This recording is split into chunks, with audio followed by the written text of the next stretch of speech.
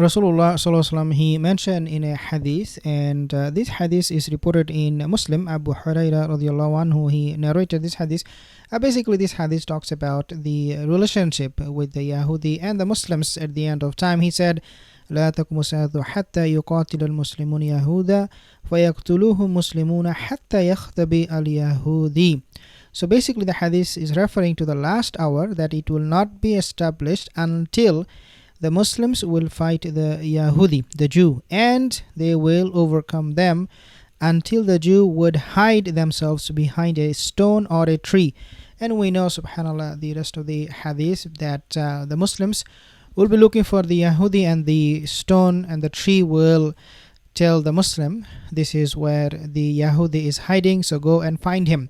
And these events are miraculous events that will take place at the end of time. Dear brothers and sisters, before that happens, obviously we are seeing what is happening at the moment.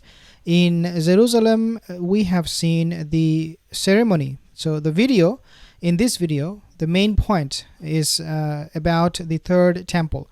In Jerusalem, we have seen the starting of the ceremony of the third temple. They're trying to build the third temple because this is the ultimate fulfillment of all the prophecies. Remember that when the state of Israel was established back in the year 1948, this was a pivotal moment for the Yahudi. It gave fresh air, or it breathed fresh air into the hope of building that third temple, which the Yahudi so desire, because this is how they can fulfill those prophecies. So 1948 they built have this new state called Israel. Now they can fulfill other prophecies that are mentioned in Ezekiel, in the book of Daniel, and in the New Testament, Old Testament. What they are doing right now is, obviously, in addition to building the third temple, they are also fulfilling other prophecies like the cow, the red heifer.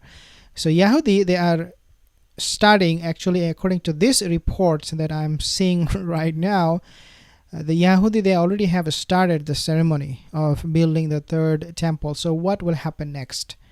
What will happen next? Well, the next step is very, very clear for them. The mission, the goal is very, very clear, and that is that they want to destroy Masjid al-Aqsa, or part of it, so that they can build the third temple, because we have seen the red heifer was being brought. They can build the third temple in place of Masjid al-Aqsa and establish the temple and fulfill another prophecy of the Messiah.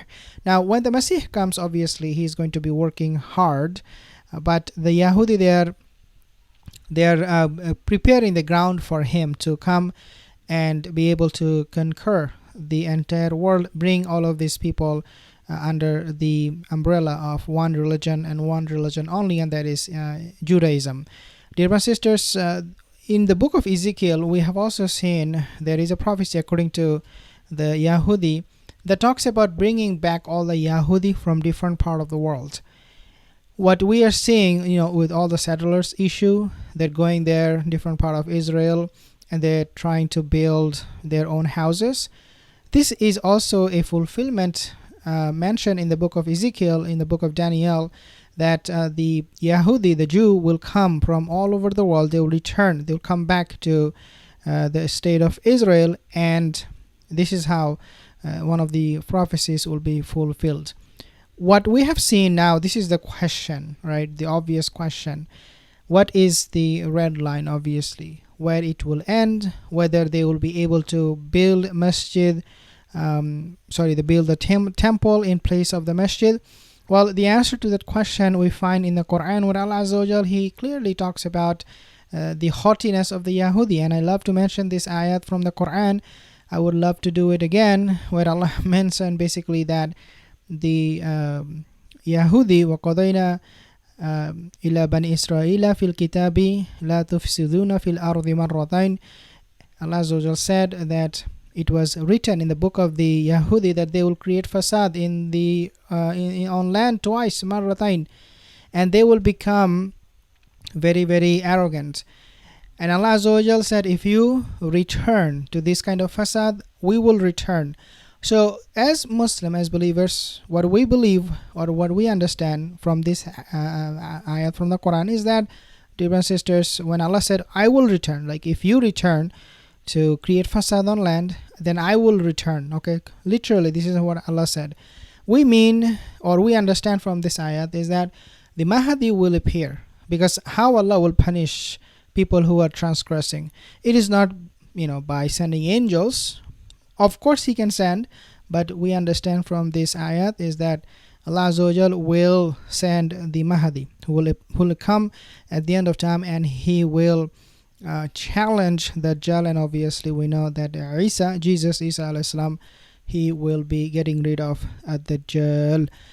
But situation is heading towards that direction clearly, because the Muslims, we will not give up. We will not sacrifice Masjid al-Aqsa, will not sit and see that they are destroying this masjid. I mean, really, subhanAllah, the purpose of this masjid there is to have the Muslims offer their prayer. Nothing really more than that. Even that much we see not being allowed by the Yahudi.